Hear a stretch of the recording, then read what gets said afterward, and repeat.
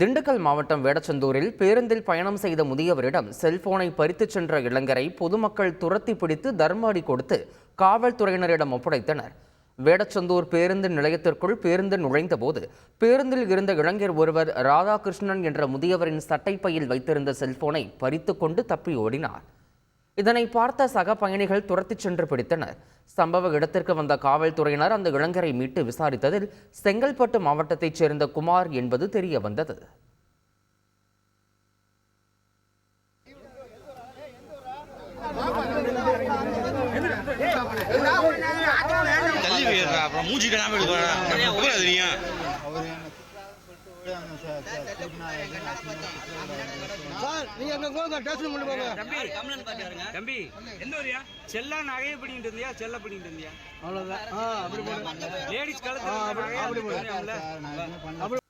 ஆயுதப்படைக்கு மாற்றம் செய்து கன்னியாகுமரி மாவட்ட எஸ்பி உத்தரவிட்டதால் விரக்தியடைந்த தலைமை காவலர் விஷம் அருந்தி தற்கொலைக்கு முயன்ற சம்பவம் பரபரப்பை ஏற்படுத்தியது.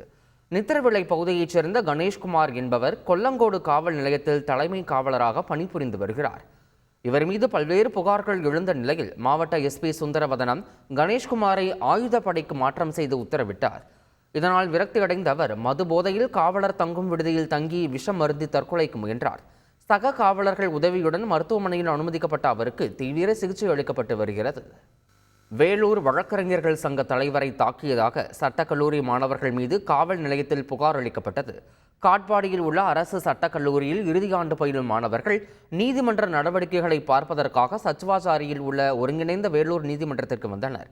அப்போது நீதிமன்ற வளாகத்தில் செல்போன் மூலம் புகைப்படம் எடுத்தவாறு இருந்த மாணவர்களை வேலூர் வழக்கறிஞர் சங்க தலைவர் அண்ணாமலை என்பவர் கண்டித்துள்ளார். இதனால் ஆத்திரமடைந்த மாணவர்கள் அவரை தாக்கியதாக சொல்லப்படுகிறது.